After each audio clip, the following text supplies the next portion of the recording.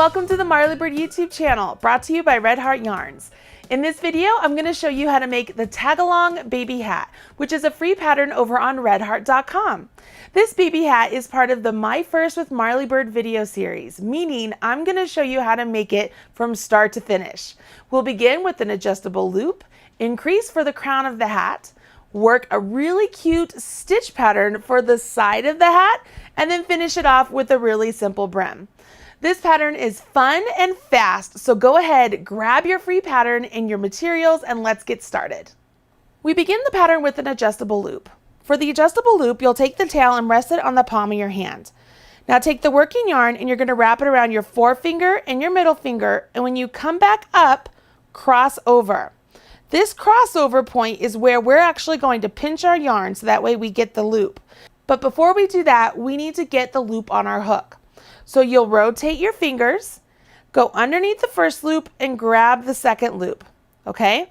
Put that second loop directly onto your hook and see how I'm still pinching the crossover point? All I need to do now is yarn over my hook and chain one. I'm ready to start working in my pattern. I still have my crossover right there. I haven't let this loop collapse on me. I'll actually put my fingers in there so that it doesn't collapse, and I will start my pattern. So my pattern begins with a chain 2, and I will do 12 double crochets working into this loop. So I will do 12 double crochets all into the loop. The benefits of working an adjustable loop like this is that we can do 12 double crochets and get the top of our hat to actually seal closed by pulling the tail of the adjustable loop. If we were to begin with, say, a chain 4 and then join to the first chain to create a loop join, we would get a hole at the top of the hat. So it's much better to begin with an adjustable loop. Once you get your 12 double crochets, go ahead and gently pull on the tail of your adjustable loop. What this will do is it will seal up your circle, okay? It's going to pull it closed like a drawstring. And when all of your work is complete, you'll go back and you'll weave this end into the inside of your work. Once that's pulled closed, you're able to join with a slip stitch to the first double crochet and you have the beginning of your hat. Round 2 begins with a chain 2. You'll chain 2 stitches, and then we will put 2 double crochets into each double crochet all the way around on this round. So there's 1 and 2. We'll do that again all the way around. 1 and 2.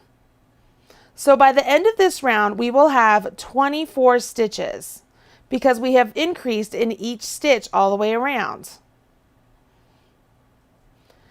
At the end of this round, we will join with a slip stitch to the first double crochet we completed, and that will join our round. One thing you'll notice as you're making this hat is you never turn your work. So you are constantly facing the right side of the work as you work each stitch. As you get close to the end, it might be a little bit deceiving and you might think you have one extra stitch you need to work into. You can see right here, it looks like there might be another stitch there, but just to make sure, go ahead and count how many stitches you've completed. I know I have 24, so I will go ahead and slip stitch to the first double crochet, and I've joined my round. Now the next round of my work will also be a series of increases, but each increase will be separated by 1 double crochet, meaning I'll put 2 double crochets into one stitch, then 1 double crochet in the next. 2 in the next, 1 in the next. I'll do that completely for round 3. And then for round 4, we're also going to be increasing, but we'll do 2 double crochets, 1 double crochet in the next, 1 double crochet in the next, then 2 double crochets, 1 double crochet in the next, 1 double crochet in the next, so on and so forth. At which point we'll get to something that looks like this. You can see here that I have completed 4 rounds of my stitch pattern. This was my original round. This was my increase round where I increased in every stitch. In this round here, I increased in every other stitch. And in this round, I increased in every 3rd stitch. Depending on which size hat you're making, you will continue on to round 5. If you're making a medium and a large, your round 5 is another series of increases at that same rate of intervals. If you're making the size small, you're going to jump into making increases at a different rate so that way your hat is ready for the next series of stitch patterns. I'm making a size small, so I can see here on my round 5, I need to chain 2, and I will put 2 double crochets into my first double crochet. 1, 2, and now I need to put a double crochet in the next 4 double crochets. So there's 1, 2, 3, and 4. Now I'll do an increase, so I'm putting 2 double crochets into 1, so 1 and 2, and now I'll put a double crochet in the next 5 double crochets. This is going to be my stitch multiple. I will put a double crochet in 5 double crochets and then 2 double crochets in the next, all the way to the end of my round. This will allow my stitch pattern that I'm going to use for the body of the hat work on the number of stitches that I need. I need to get to my 57 stitches. At the end of that round, you will join with a slip stitch and then you'll move on to the next round, which is just a series of double crochets worked evenly all the way around, meaning there's no increases. So it's as simple as this. You'll chain 2 and you'll double crochet into each stitch all the way around. On the last stitch of the round, go ahead and join with a slip stitch the first double crochet, and then you will finish off. So chain 1 and then pull through and cut your yarn. So you have the crown of the hat completed at this point. Now it's time to work the body of the hat, and we're going to change colors for this portion. With the right side of the hat facing you, you'll choose your next color and you will join with a slip stitch to any double crochet. So I am just going to pick a point here and I'm going to join with a slip stitch and we jump into our pattern. So we're going to chain 3. Now this chain 3 counts as our first double crochet, so we're going to count it as a double crochet. I will take a marker and let's just place it into the 3rd chain, so that way I know that that's going to be where I need to join with my slip stitch at the very end of my round. Now I will work 2 double crochets into the same space that I did my join. So there's 1 and 2. I will skip 2 double crochets, and in the next one I will put 3 double crochets. So there's 1, 2, 3. And let's repeat that. Skip 2 double crochets. In the 3rd one, let's put 3 double crochets. 1, 2, 3. Skip 2. In the 3rd one, let's put 3 double crochets. We'll do this all the way around. We will repeat this all the way to the end of the round, and then we'll join with a slip stitch to our marked stitch, and then finish it off, and we're going to join with a new color. At the end of your round, your work should look a little something like this. So as it is trying to lay down flat, it's already going to start curling on you. So your work is already going to start curling down, but you should be looking at a little something that looks a little something like that.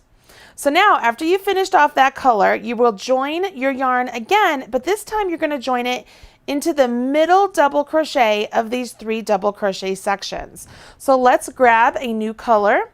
And I will join with a slip stitch once again, and I'm going to join it to the middle double crochet. So I'll join it to the middle double crochet with a slip stitch, and I'll chain 3, knowing that that counts as a double crochet, and I will repeat my stitch pattern. So I will put 2 double crochets into this first one, then I'm going to skip all of this and jump over here to the middle double crochet of this next chain 3 section. And I'm going to do 3 double crochets into that one. Can you see how there's a stitch pattern starting to take place here? I'm going to skip all of this, jump over here to this middle double crochet and do 3 double crochets all into that middle one. See what this looks like here as I pull this just a little bit. You see how it starts to build on itself? You'll work in this stitch pattern all the way around for this round. Finish off your work and then rejoin again another color for the next round, just like you did this round, and then your work is going to look a little something like this. I'm going to push this one out of the way and bring in one I've already completed.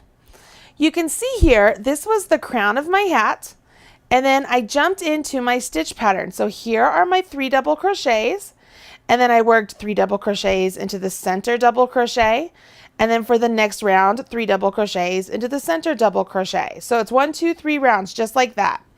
Then it goes back to just doing single crochets all the way around for several rows, and you're done. You weave in your ends, and your work is complete. So your hat looks a little something just like this.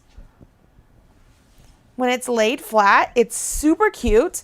And if I'm being honest, if I wanted to add just a little bit extra to this, I think I would add a little slip stitch decoration just around the edge, but I'd want to make sure that I don't make it so that the brim is super tight when I add that. But I think that that would be really cute. Maybe grabbing whatever your middle color is on the hat right there. So if for this one, this really pretty papaya color, and just add a slip stitch edge just right here.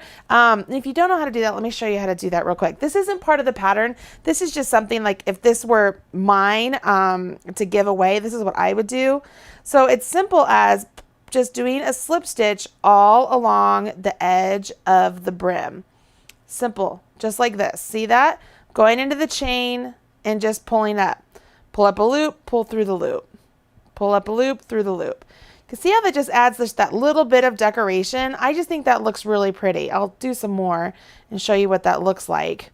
Now, obviously, these colors are completely different from what the designer Selena Baca used in the original pattern, but they look just as wonderful together as the colors that she used in the pattern.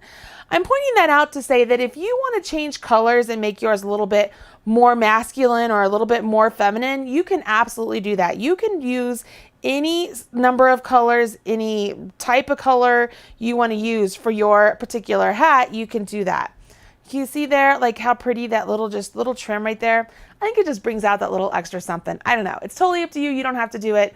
I think it looks really nice though.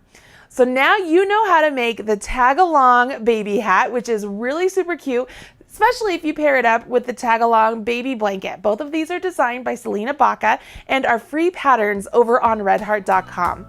This has been a My First with Marley Bird video. Hopefully you've enjoyed it and you'll smash that like button, as my kids say. Until next time, you guys, hit subscribe so you're up to date whenever there's a new video released, and I will talk to you again soon. Happy crocheting.